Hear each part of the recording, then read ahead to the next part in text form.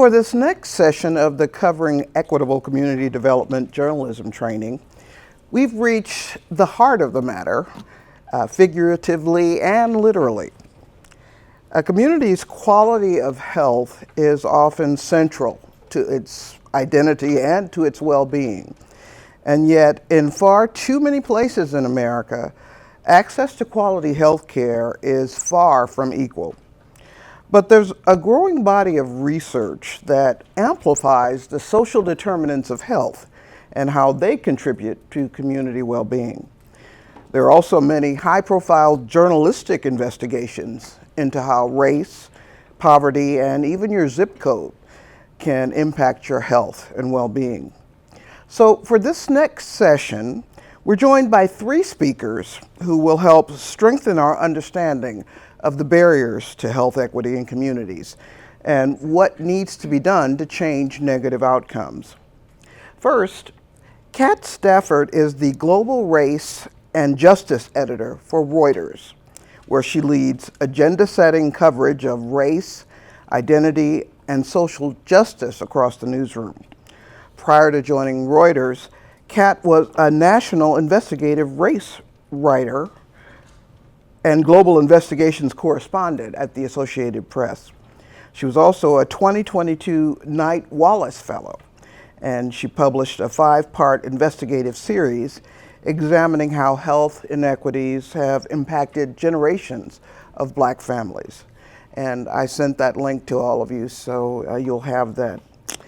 Next, Ayesha Jaco is the Executive Director of Westside United, a collaboration that was founded by a joint project of Ascension, Cook County Health, Lurie Children's Hospital, Rush, Sinai Chicago, and University of Illinois Health.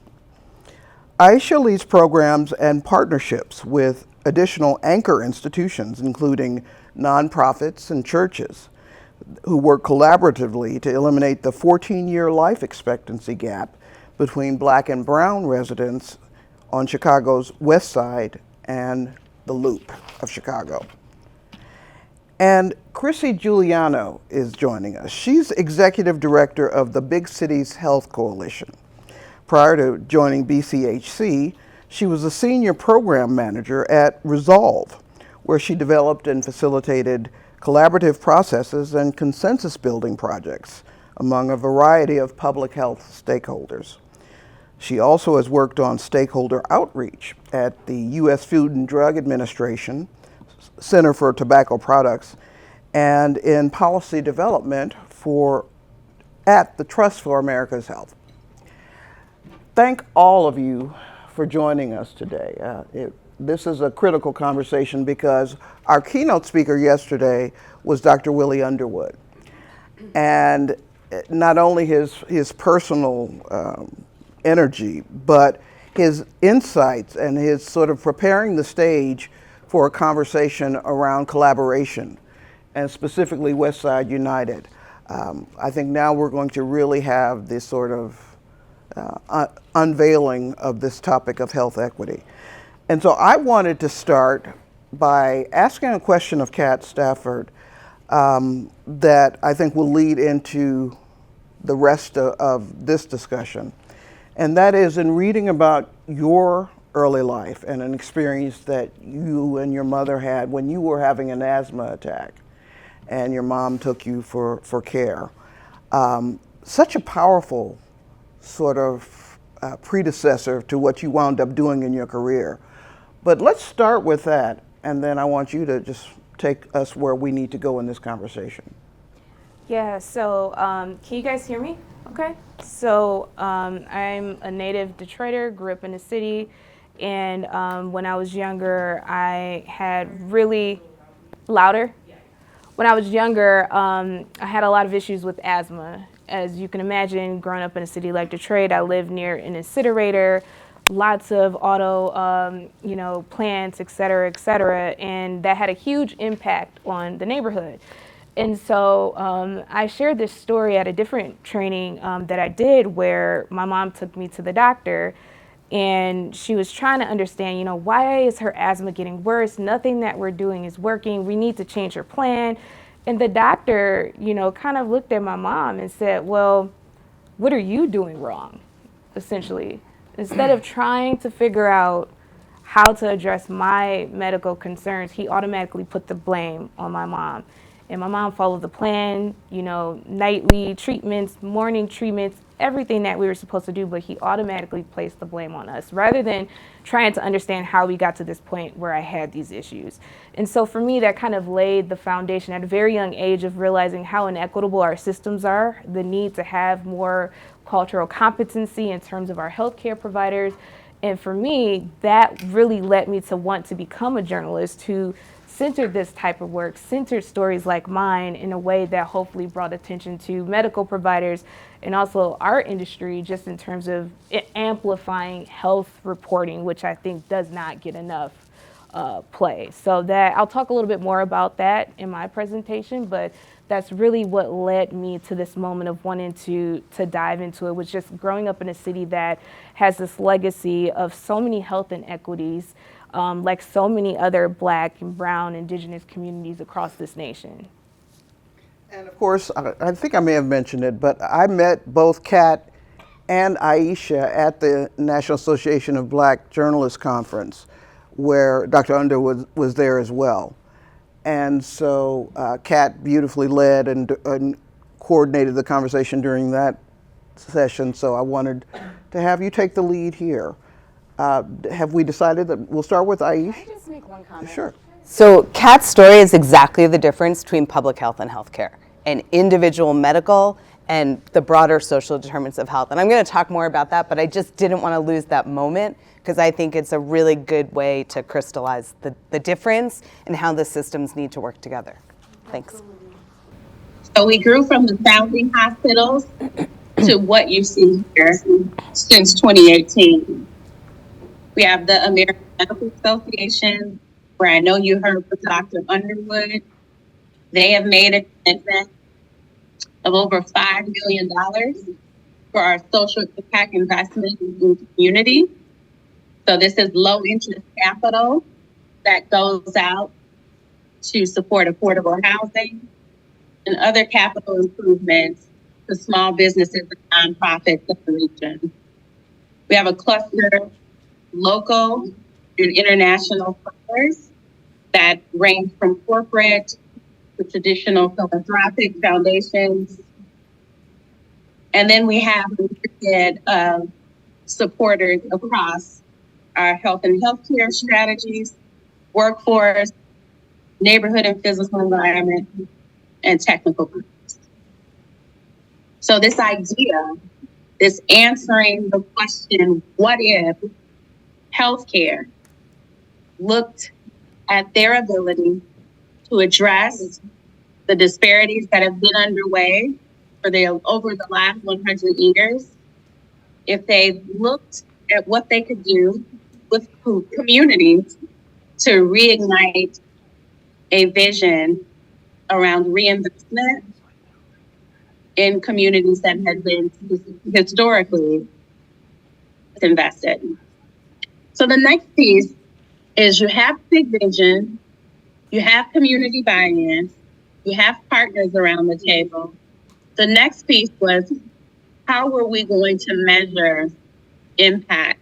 But most importantly, did we understand what was causing the gap? Was a question. So in 2019, we partnered with the Chicago Department of Public Health, epidemiologists from our different health systems, to conduct an analysis of the gap in the primary drivers. And we created this 3-tiered approach that looked at what was causing the gap. And if you look in the purple tier, it's the grouping of cardiometabolic disease, cancer, infant mortality, homicide, and opioids that are the leading causes of mortality. We decided to layer those on top of our spheres of impact.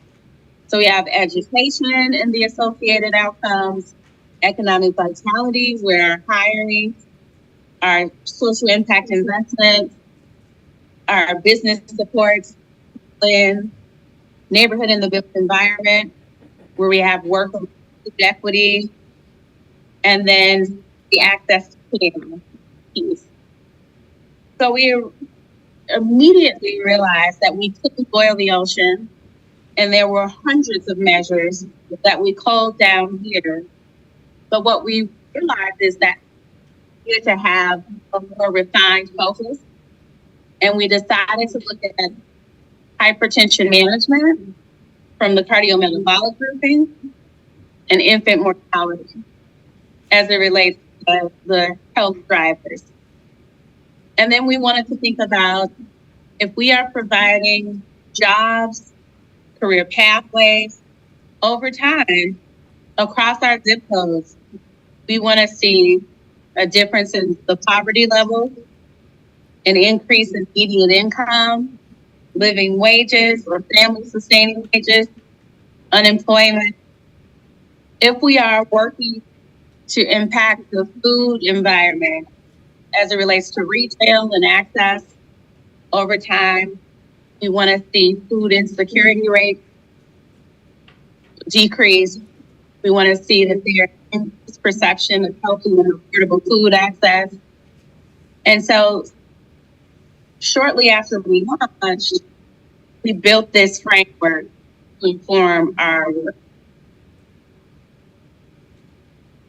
What we also found 2 years into our life cycle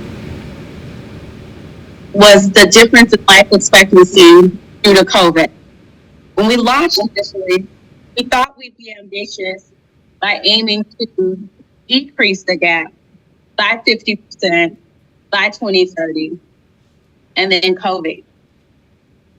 And what we saw was that all of our neighborhoods listed here on the map experienced a decrease in life expectancy, but that the declines were worse in predominantly Latinx communities. South Lawndale, which is the community listed at the top, saw almost a 4-year drop. And the average life expectancy for African Americans was at 7. So we came back to the drawing board with our metrics working group and decided that we needed to rethink our approach. But we also heard from the community, and the sentiment was, I cannot tell my children or children in our communities that they have a 50% chance. Westside United, can you think bigger, deeper around your approach? And that led to our aim to eradicate the life expectancy gap. So this is just a visual of the decrease after the first year of looking. Around that time, we also launched our 1,000 day strategy for the West Side of Chicago. And we fashioned it after the intricacies and the importance of the first 1,000 days of a child's life. And what we said we would do was accelerate our anchor hospital strategies. So you've got these hospitals around the table where, if combined, they'd be the number 1 employer in the state of Illinois. They have a spend capability of about $4 billion annually, and they buy a lot of things. They're like cruisers. So we said we would set higher targets around local procurement strategies to buy more. We wanted to hire more. We wanted to develop the local workforce, and we wanted to invest more. And so the boxes under here are the strategies that we implement that over time, if you go back to our metrics framework, we believe will have implications on the poverty level, unemployment rate, and community members' abilities to have family sustainability. We also said that we would align better across our hospital systems. Before Westside United, many of them were siloed. They are competitors. So we wanted to know how we could make better to serve the region.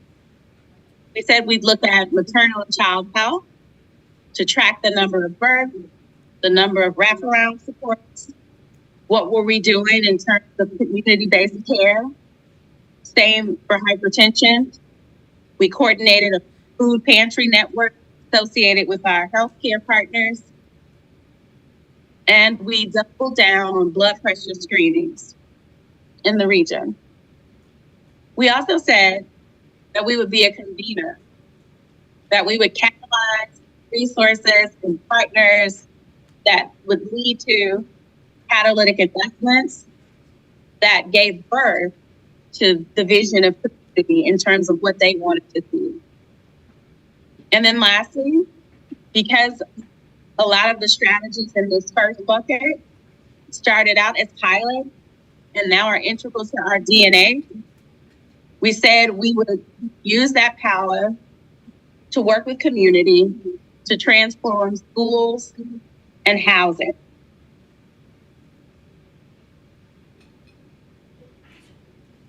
So that was in 2020.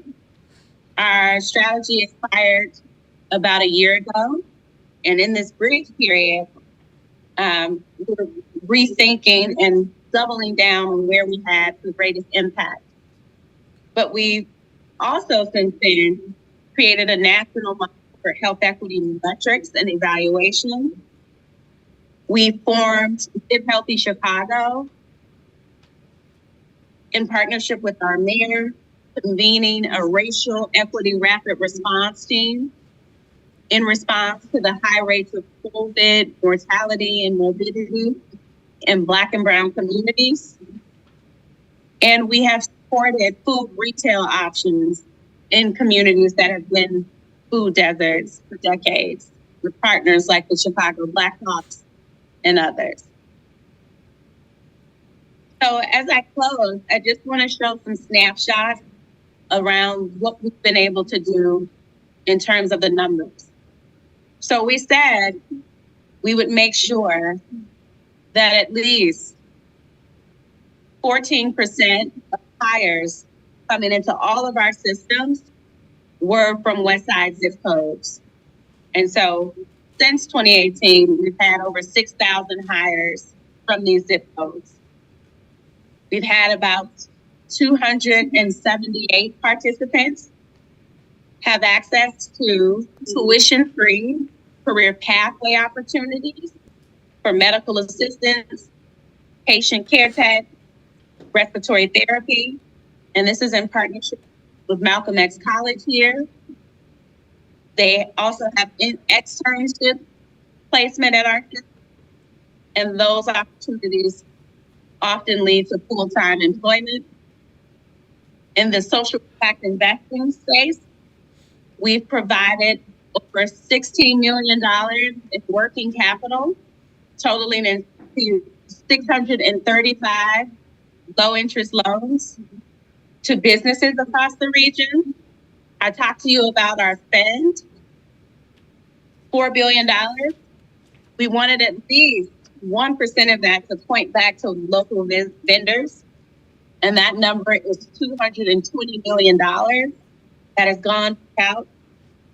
And then lastly, we have supported over 100 businesses with business grant capital at $1.9 million. So in the life of this work, in the future of this work, we want these numbers to layer on to the measures that I've spoken about earlier. And the last thing I want to highlight in the catalytic investment space is that we are bringing a wellness village in a corridor in Chicago's West Side that has not seen sizable investment since 1968, when the riots happened due to Dr. King's assassination. And this is possible through collective effort of healthcare partners, but more importantly, the community.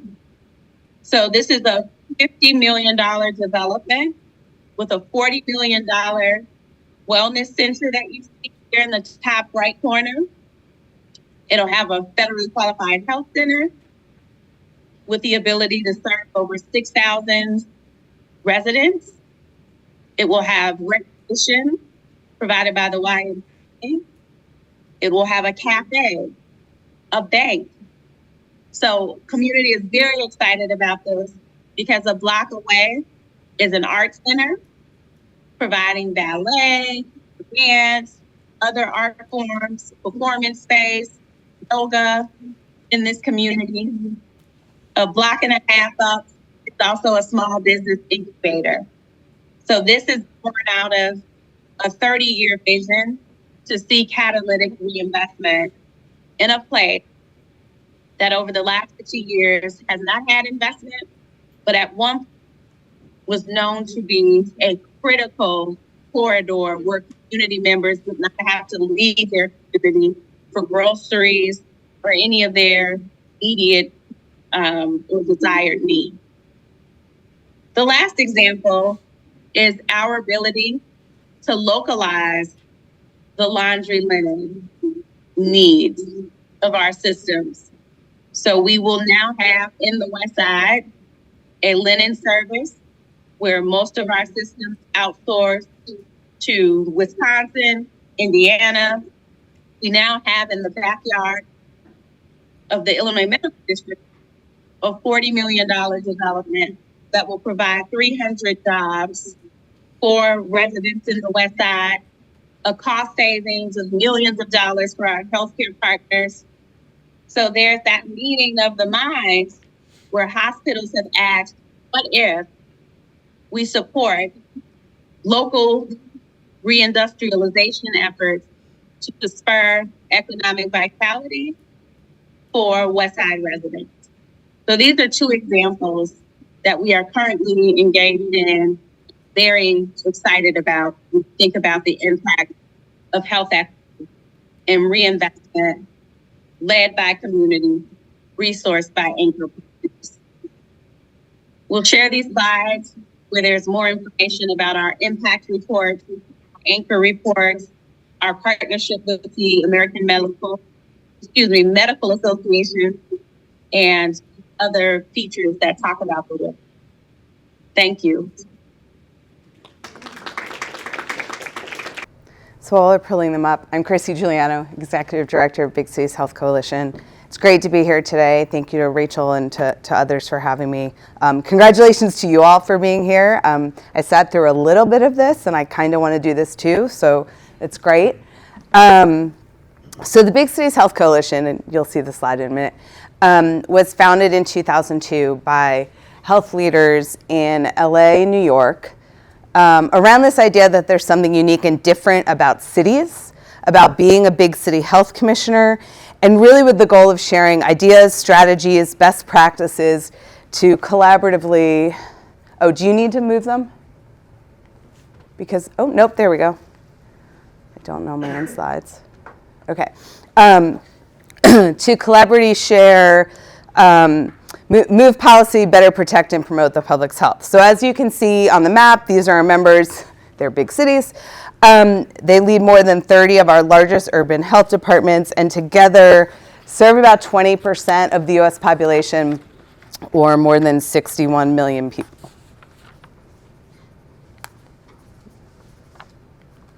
Okay, is it me?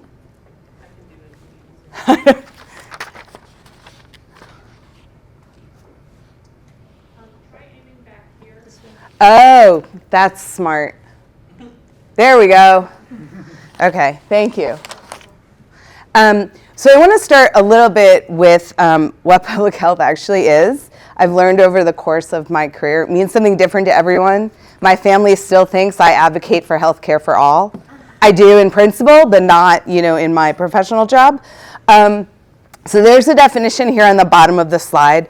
I think the key takeaway is the point I made earlier, that public health is really about the health of populations, not necessarily individuals, and really addressing systems and policies, as well as prevention, and then some care. Local health departments do health care. They fill gaps. They help folks who don't have insurance, things like that. But ideally, a well-resourced, well-functioning public health system lessens the need for health care.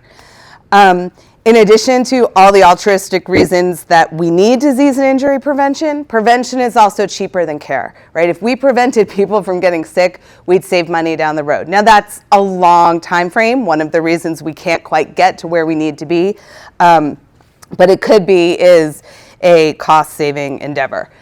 So at the top of the screen, you see several things that local health departments do. This is from our colleagues at NACHO. And again, they're thinking about health not just at a city or county level, but also at a neighborhood community. And you saw on the other slides, the Chicago Public Health Department was a critical part of moving that work forward. And that's true in a lot of the places where our members work. And as they're dealing with these specific health challenges, there's also other pieces. So effective public health leadership takes it a step further, thinking about policies and community factors that affect how safe and healthy a community is and can be. They're using data, both literally data that they have, and then also anecdotal data, stories that their staff hear from partners in the community, from healthcare partners, et cetera, and really thinking about where they can target resources, whether it's vaccines, violence interruption staff, where they just need to do some community education, talking about tobacco or flavored tobacco and what that means in schools. One of my early bosses in public health used to say it's the activities that happen outside the four walls of a clinic. That's a little bit simplistic, but I also think it helps sort of frame what we're talking about. And really, the pieces that we think about, as you all have heard about today, is to make communities healthier, we need to make sure housing is safe and secure. We need to make sure parks are well lit and well kept. Seems simple, but also then, like I said, thinking about vaccines and things like that. So it really runs the gamut. Oh, aim back there, maybe. Yeah.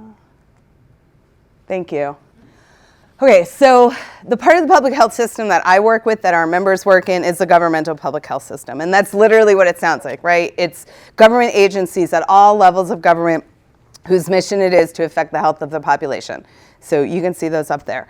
But then it's also all the other parts of the community that affect the health of neighborhoods. So health systems, community-based organizations, cross-sector stakeholders and partners, and different parts of city government. And I think, one of the, and I'll get to this a little more in our next slide, but one of the really important and different things that I have seen in my work about cities is you really have people from different parts of the city sitting in a mayor's cabinet coming together to have to problem solve.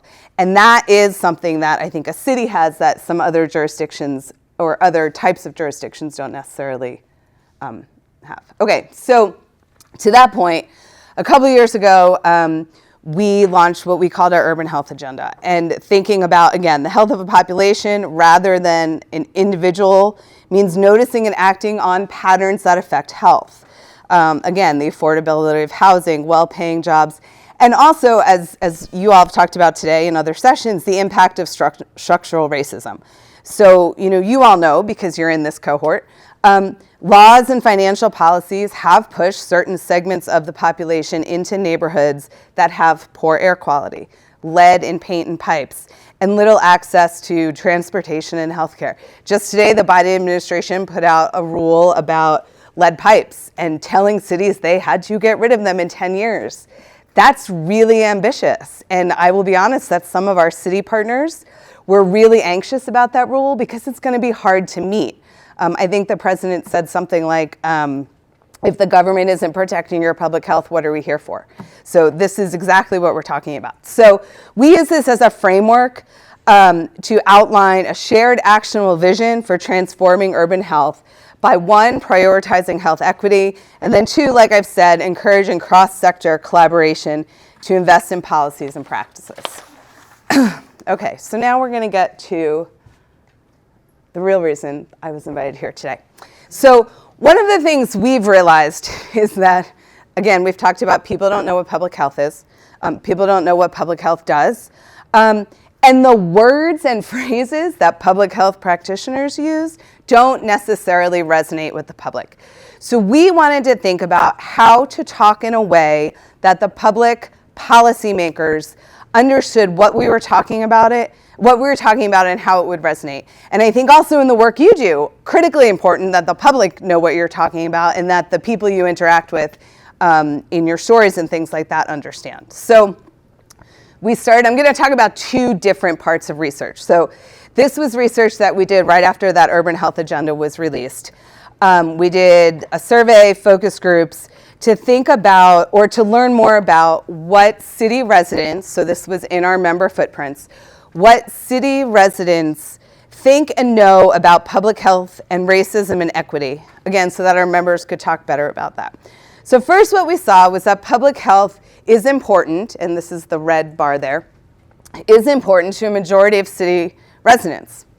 Not nearly as high as homelessness and other issues, which are all public health issues, right? The public doesn't know that. Not everybody considers that a public health issue, but if we can't address education, homelessness, affordable housing, et cetera, we're not going to build healthier communities, and public health isn't going to be as successful in the work they're trying to do. So we also saw that the public wants city government to give opportunities for them to be healthy, right? So even though they're not ranking public health as the top of the list, again, maybe because they don't know what it is, and perhaps they think of health as an individual issue, they know that when you give people opportunities to be healthy, you create healthier communities. And they believe that government has a role. I believe government has a role. Turns out people who live in cities do too. So then the last piece of this research, we wanted to look a little bit about, ask people a little bit about their understanding of structural racism and how that shows up. So again, like healthcare, many Americans think about racism individually, right? They think of a racist person, a racist this, a racist that, rather than racist systems and policies. And I think the other piece of this is it can feel so big to try to fix. But what our research found was that when we talk about racial health inequities as being human-made and fixable, so like man-made problems, city residents were more on board with the idea of the city focusing on how to address those health inequities among Black and Hispanic residents, who, as we all know, are also historically and currently underserved by the health care system. Okay, so this is a different set of communications research. And this came out of the idea that one of the main things we work on, issue areas that we work on at the Big Cities Health Coalition is opioid overdose issues, substance use issues. And what we were hearing from our members was all of these things that they've been doing for years around harm reduction, making sure that people had access to the things they need to prevent overdose, they were no longer able to do, right? There was a real chilling effect. There was this narrative out there that those big blue cities were doing crazy things, giving people drugs, so on and so forth. And so one of the things that we wanted to do is try to figure out how we could talk about these issues and how we could help our members talk about these issues so that they could do the work that they know prevents overdose in their jurisdictions. So importantly, one of the first things we learned is that people who live in, again, our member jurisdictions hadn't drank the Kool-Aid. They knew that there were problems, but they also supported investments in solutions by local government. So a little bit surprising, I think, to some of us, was that folks who live in these cities were optimistic. They really felt like their cities were thriving and successful. More than half saw that, and this was true across all demographic groups. That said, they also know there's problems, right? And particularly in their communities. We asked them, we don't show it here, but we asked them a little bit about their city and their communities. There wasn't a whole lot of difference, but they do acknowledge these really big problems, drug addiction and overdose, homelessness, things like that. They do get a nuance, though, in that there are root causes to these issues and that it's not just bad people doing bad things. And so, which slide am I on? That's on the next slide. Oh, so basically, there it is at the bottom. At the bottom, we asked them about, so what should your city do? Do you believe that we should fix the underlying issues or should we get tough on crime? I mean, we didn't just say crime, but that's the idea. And overwhelmingly, they said we really do need to look at those underlying structural issues, not just arrest ourselves out of the problem or put more folks in jail. So, again, you can see here, our city residents really did understand this idea that overdose and homelessness in their cities are driven by larger systemic issues, especially the lack of affordable housing. I mean, that really popped out. We asked it a couple of different ways, and it was top of mind. Also inflation and mental health challenges. But again, they also believe that cities aren't investing enough in services and programs to address these issues. So more than half say their city invested too little, and I want to be clear, this was very much their city. We didn't ask them about other levels of government. So more than half say that they invest too little in programs and services in relation to drug overdose and addiction. And almost 2/3 felt that way about homelessness. Only about a quarter across the board said that they thought their city was investing the right amount. So as I said, this whole research project started because we wanted to talk better about harm reduction. It's sort of morphed into these other larger issues, which is fine. But we did want to ask people their thoughts about harm reduction, again, without calling it harm reduction. And when I talk about harm reduction, I'm talking about the things that health departments do to prevent overdose. They give out fentanyl test strips. They have, totally just drew a blank. Some folks have safe injection sites, which we don't call them anymore. I think we call them overdose prevention centers. They give out safe needles, those sort of things, and it varies place to place. But anyway, when we provided a fairly simplistic definition of a public health approach to preventing overdose, again, across all population segments, people believed that a public health approach was more humanistic than enabling. They believed that absolutely, while there is an element of personal responsibility, they really do see that that approaching the problem is more complicated and nuanced, and that we need to, at a city level, figure out how best to address it. Okay, so some resources for you all, and these slides will be sent out. So a couple of things I want to highlight. We can be a resource to you. We, the Big Cities Health Coalition, are members. If you don't know the local health official in your jurisdiction, I think about half of you are in our member cities, please let me know. Happy to make an introduction to the leader or to their public information officer, even for those of you who work in places that we don't, we may be able to help out. Again, I think your work is really important in helping the public understand risks to their health and how to keep themselves, their families healthy. So we also have a data platform, and it's linked on here, and again, we're going to share this, that looks at all of our member jurisdictions at the data at the city level, which if you've done any looking into local data, most local data is at the county level. This is the hill I'm going to die on in my time in this job. Because as I said to some of our federal partners, the mayor doesn't care about the county, the mayor cares about the city, right? And that's where decisions are made. So you can look across cities at a number of health indicators. Honestly, they're mostly like how many people are sick and how many people died. We're working on getting better, different, more holistic indicators. It's hard, slow work, but we're trying. We also can connect you to folks that, as I talked about, can tell you what's going on around harm reduction, overdose prevention in their communities. Again, there's data and there's anecdotes and what they're hearing from partners. We talked a little bit about, or I talked a little bit about how public health works to address gaps in the health system through vaccines and other things. The other thing that's really, maybe we're past bubbling up, at the forefront for many of our member jurisdictions is the influx of migrants who are coming, crossing the border and then coming to northern cities generally. We had a really interesting conversation at our member meeting 2 weeks ago where our members from Arizona who sit at the border were talking about what they do, and then our members from Chicago and some of the other Northeast cities talking about what they do and the challenges that they've seen. So they're definitely on the front lines of doing that work. I think the last slide. That's our board from just last week.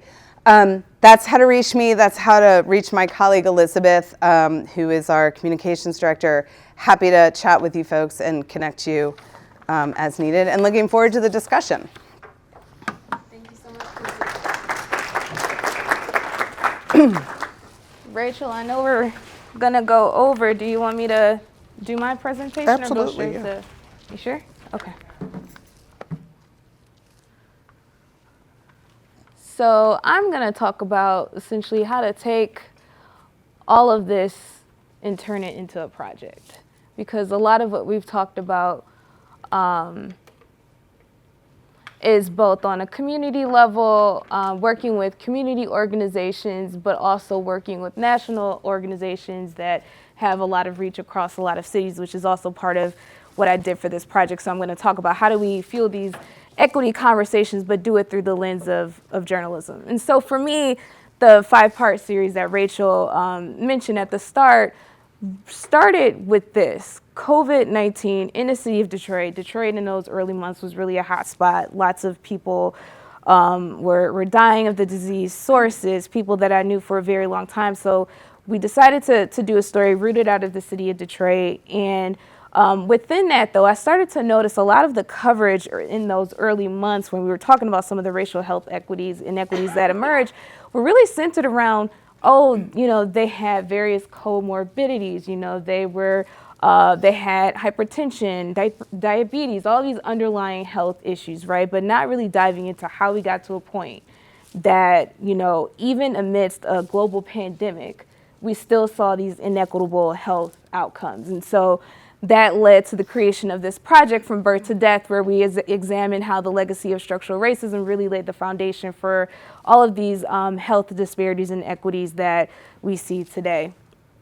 And so the first story was looking at the Black maternal and infant mortality crisis and how Black mothers and Black babies are more likely to die in our nation. And again, this is a situation where it's not where it's something inherently wrong with us as Black women.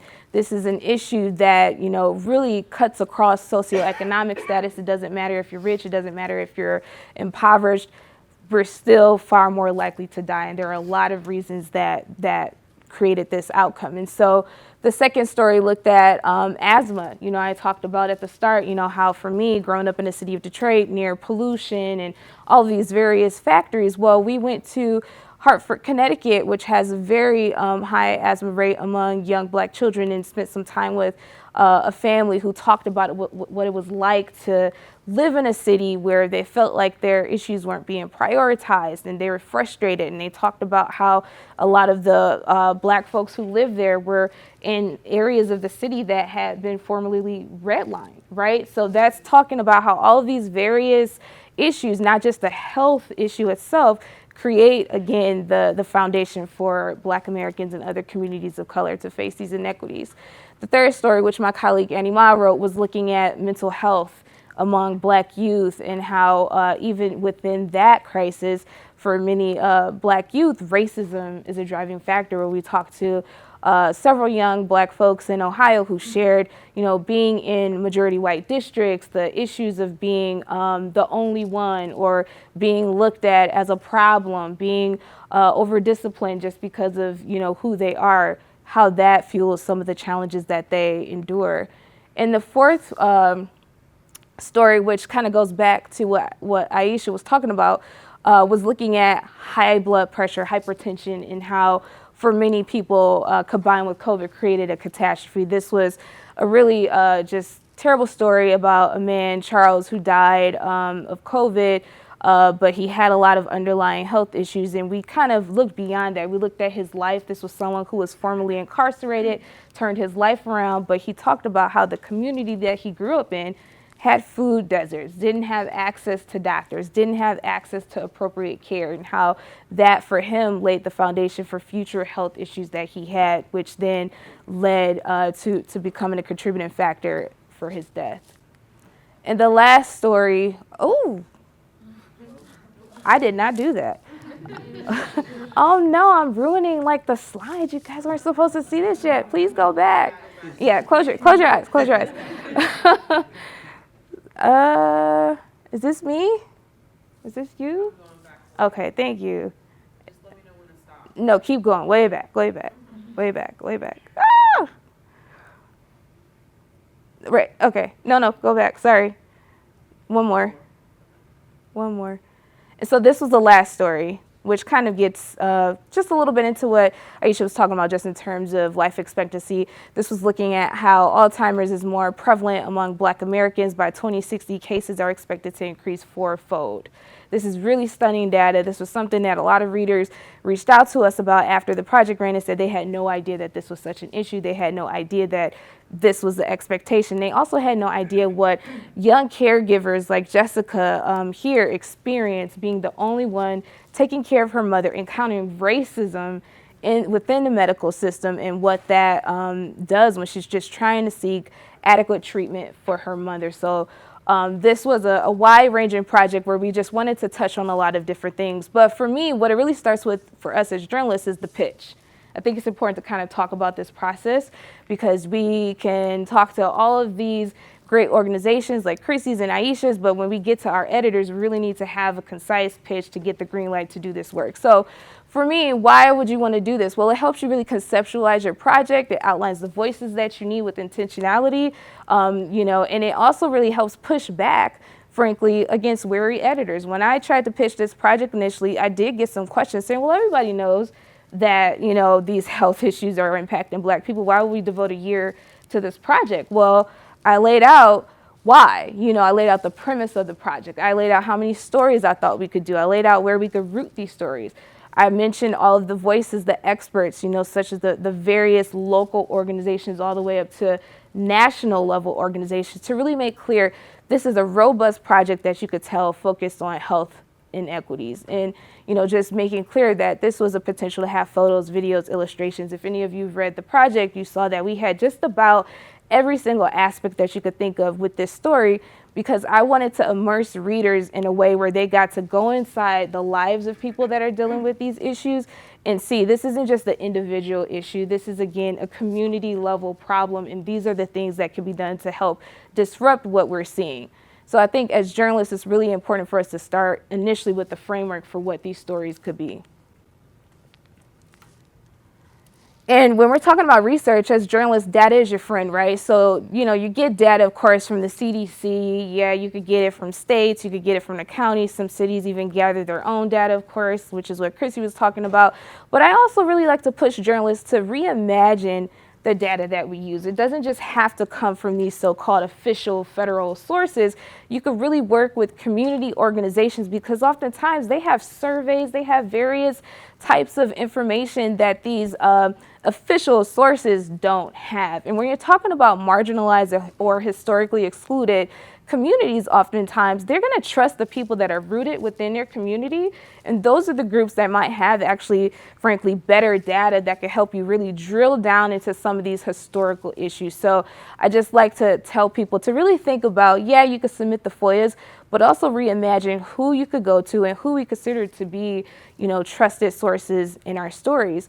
But one thing that came out, of course, in the midst of COVID coverage was sometimes how the lack of data is the story. The fact that there are so many organizations, even on a federal level, in the early days of the pandemic, they didn't have this information. We had no idea at the start who was being impacted by the pandemic. So just even the lack of data sometimes is the story that is worth telling.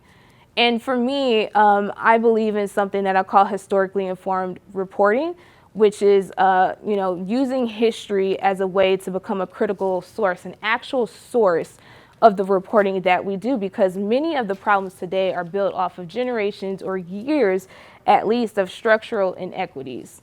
These are things that don't happen in a siloed way. These aren't, one-time events. When we're talking about Black people are far more likely to have diabetes or experience these different issues. Why? It's often history behind that. And so the central question that I like to ask when I'm thinking about history, especially if you're looking at old newspaper clippings, what story or whose story does it tell, right? Because if you're thinking about the communities that I cover or that I've reported on, often we're not even reflected in some of these newspaper clippings or research, right? It wasn't until, depending on what researcher you talk to in the last couple of decades, where you really saw a shift in terms of a greater emphasis focusing on health equity and all the things that needed to be talked about to really dive deeper into the why this was happening to certain groups. And so it helped inform our project because it, again, went beyond just the numbers and really provided that deep layer of context and nuance that showed these are structural issues that we're talking about, not just single issues. And if you think about the way we set the project up, you could look at maternal health, infant challenges, preterm birth, and how preterm birth makes you far more likely to have asthma or respiratory issues. So then that connects to the second story. All of these things kind of build and layer upon each other. And so when you're thinking about history, it's such a great way to illustrate how research, right, and data can fuel these types of conversations. And this is just an example of some of the very old newspaper clippings that I used in writing about this. So this is from 1894, where they're talking about infant deaths, infant mortality among Negroes. Look at the way they talk about Black Americans. This is from the 1800s. I think this clip on the side is from 1937, right? So this shows just how much of a historical problem this is. And, when I, again, going back to the pitch, made this clear, my editor was like, how can you say generations? Can you really say generations? Well, yeah, look at this, generations, right? So this is a great way of using history to guide this type of reporting. But beyond that, you want to be able to connect the dots. And what I mean by that is it's about the people, the family in the second story, just a beautiful moment of them on the porch together. Her sniffing her husband's sweater, just the memories that she keeps of him. Jessica and Constance, again, just how she cares for her mother. The journey that they have had throughout her having Alzheimer's. Who she was, not just showing folks in the midst of the struggles that they have, but the humanity. I think that's a very important aspect of what journalism can do. But also showing, again, those challenges, right? These notes that Jessica had pasted and posted around the house just so her mom would remember, you're not supposed to drive. You'll get lost. This is dangerous. These are elements that we were able to capture. Look at her shirt, Protect Black Women. And she's just having this moment of frustration, and then she pulls herself together and gets right back to caring for her mom.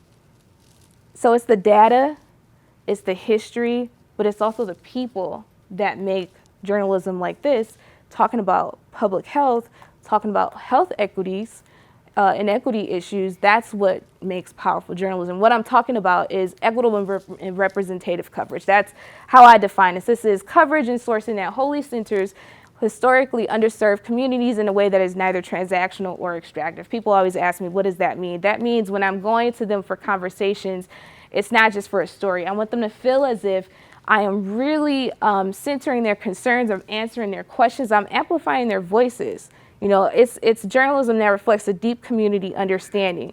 And these are stories that are written for the community, right? Not just about them. There is a very, very real difference, right? You're trying to answer the questions that they want to know. So when we talked to the mom with the children that has asthma, she wanted to know, well, why is this such a problem? Why is it so hard for me to find care in my city? Well, we went to the public health experts, we went to the doctors, and we asked them that. And that was the context that we included in the story. So this is community-driven journalism, essentially.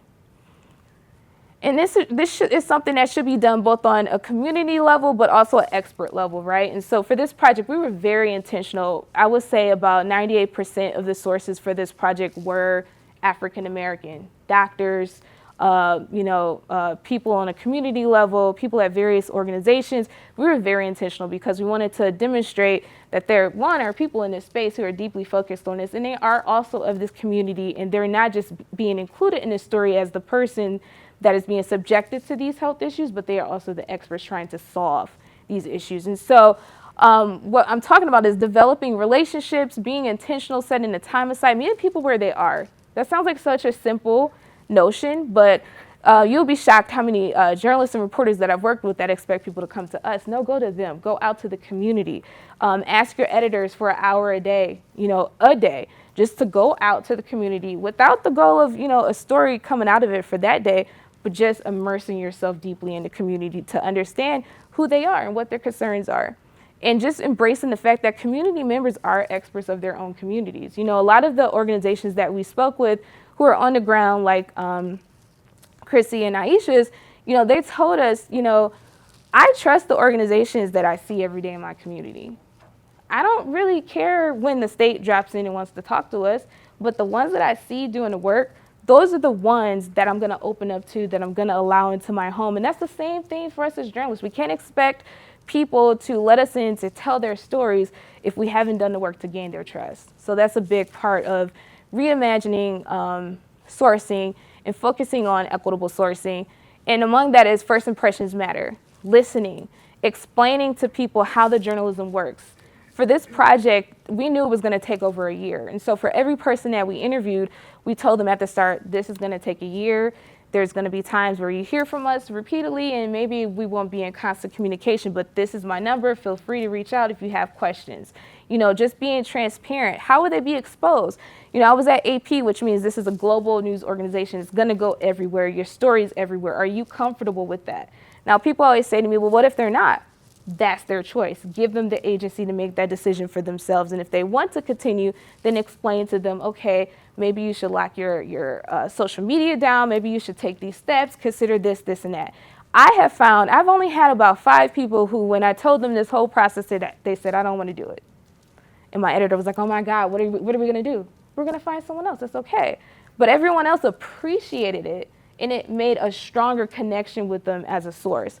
So I think it's really important to just be transparent, be clear on what comes next, ensure access throughout the process, and also end with my favorite question of who else should I talk to?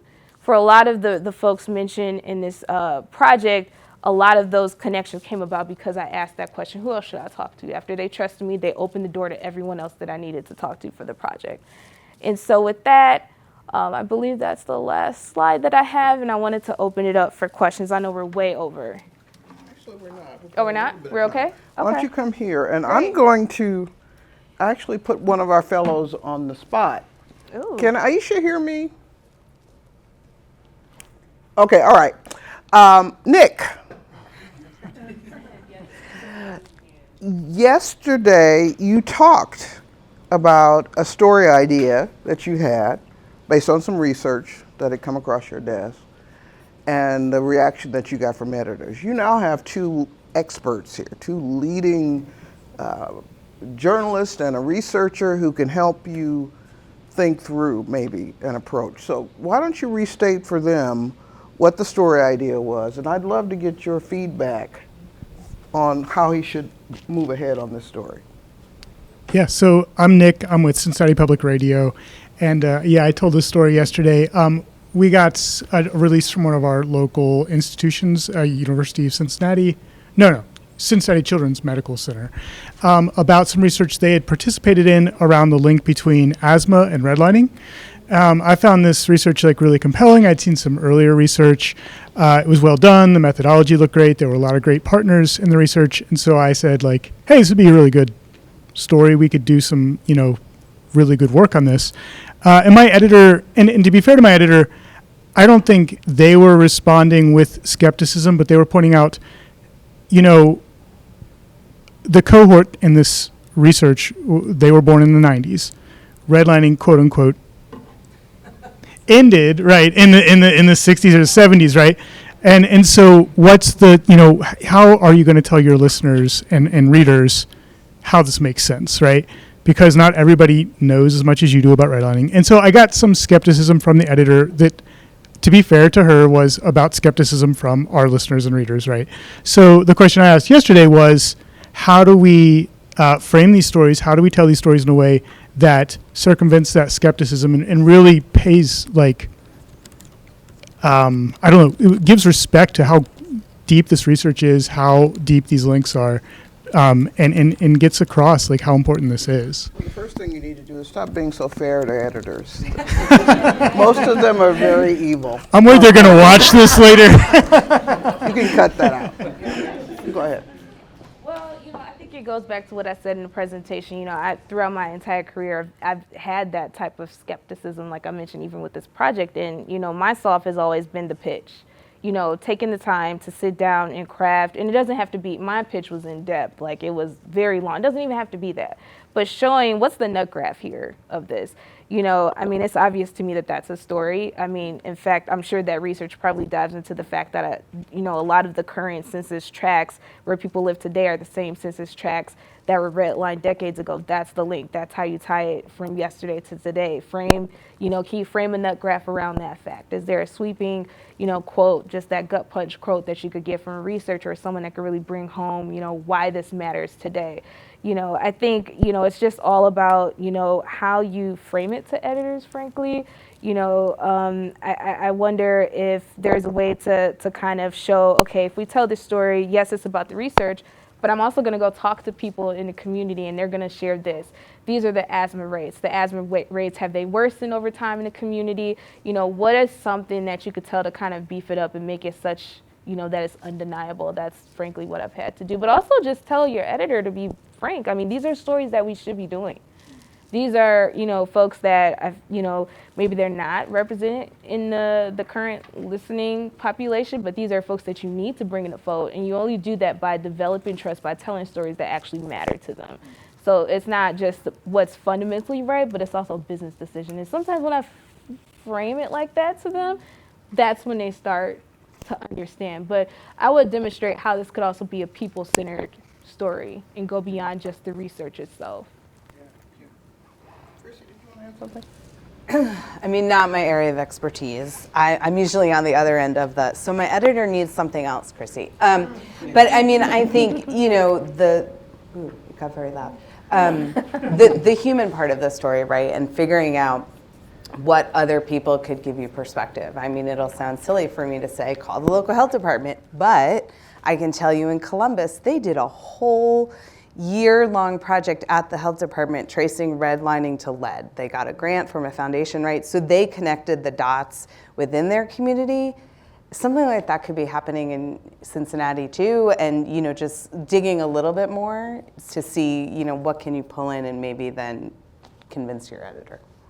Take a couple more questions. And if I could just say one last thing on that. I was shocked with my asthma story because I kind of got that feedback too. They were like, everybody knows Black kids that were impacted by asthma. Why make this the second story? Why not something else? But I was struck by, for a lot of folks, it's a generational problem. So, it could be the children of today, but their mom has it, grandpa had it, grandma had it, and that's also another potential way to tell it. If there's a family like that exists in Cincinnati, just showing what that deep legacy impact has been of asthma could be a good way too. And what the action is to change it, right? So is there a policy intervention, and could you then pivot to that piece of it? Okay, I saw Amanda had her hands up. Then we'll go back here and up here. Who has the mic? Pass it back to Amanda, please.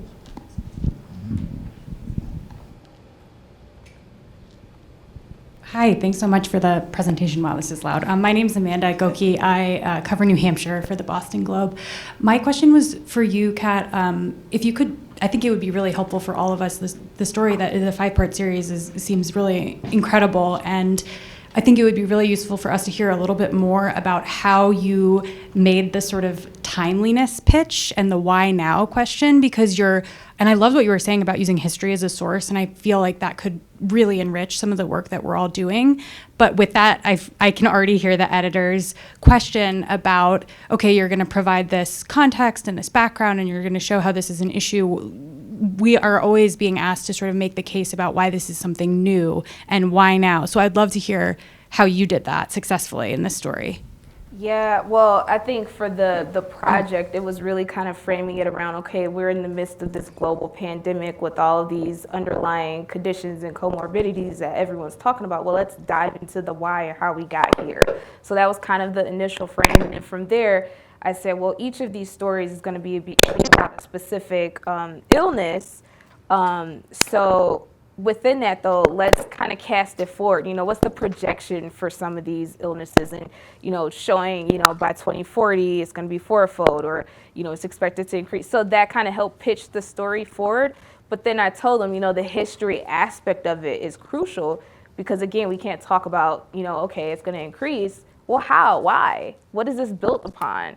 And so I think, what I'm talking about here actually needs to be a deeper conversation in newsrooms, because even where I'm at now at Reuters, there's always pushback. Well, we only need a 800-word story or a 1,000-word story. We don't have space for history.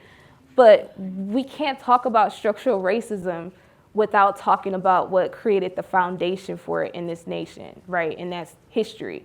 Race is the through line. We can't say that without explaining the why or the how. So I think it needs to be a deeper conversation perhaps in your newsroom, and really just illustrating, these are the topics. If we're gonna talk about these communities, we have to dive into how we got here, and this is how we got here, and this is what it looks like. To Chrissie's point, this is the solution moving forward. That's how I cast it, if that makes sense. Back. You didn't? Okay, so pass it up. Polly has a question. One, I just really appreciate how you talked about how it's so important to root it in history. I always say that my name's Polly Denetclaw. I'm a political correspondent for ICT, formerly known as Indian Country Today. And one of the things that I just wanted everybody to know is that 70% of American Indian Alaska Native people, according to the census, live in urban areas. And there was a relocation program called the Indian Relocation Act that coerced Native people from their communities to go to urban areas like Los Angeles, New York City, Chicago, Dallas, St. Louis. There are Native people who live in all of these major cities. There are huge Native communities, especially in Dallas, especially in Oakland. And so I'm curious about how you all think about Indigenous health in the context of an urban area when they are away from their communities. And again, we do have treaty rights that play into healthcare as a right for Native people. And so, yeah, I guess I'm just curious about that. So I actually get that question a lot. What are your health departments doing with Indigenous and Native populations? And I'll be honest, my answer is usually I don't know. Part of that is just functionally how I work. I work with health commissioners, and it may not be the thing that rose to the level of their desk. Right or wrong, it just is.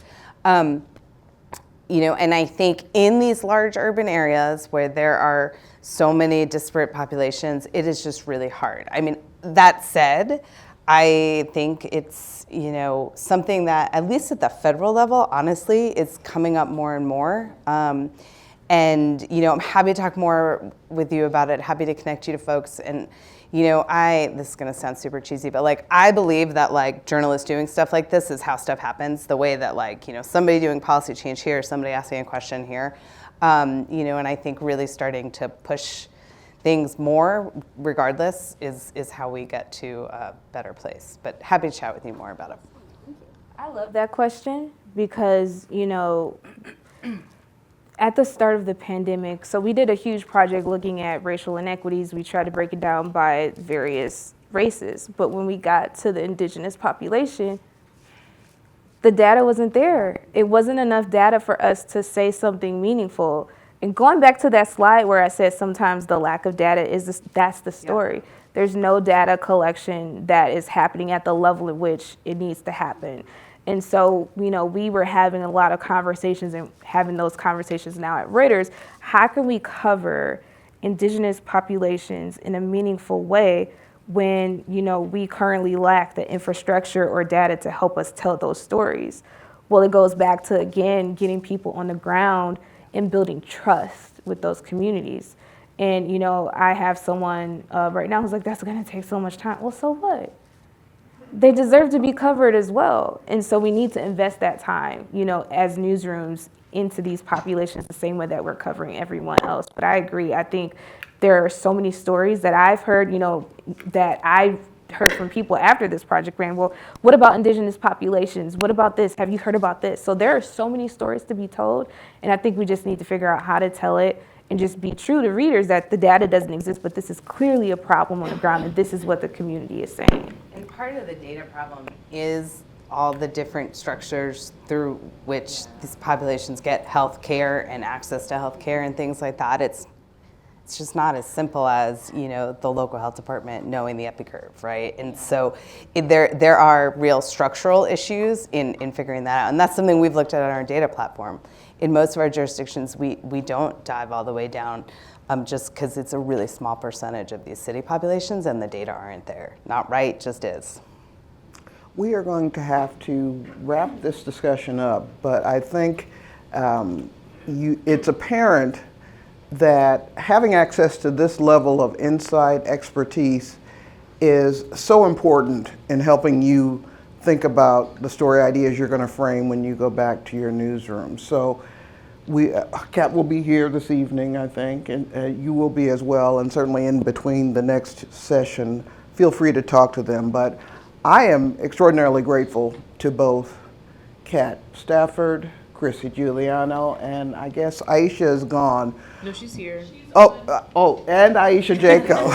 She's waving. I just can't see her. But I'm grateful to all three of these speakers for giving us a contextual look at this issue of health equity and how to report on it and how to grasp it. So let's take this opportunity to show them our appreciation. Thank you all so much for being here.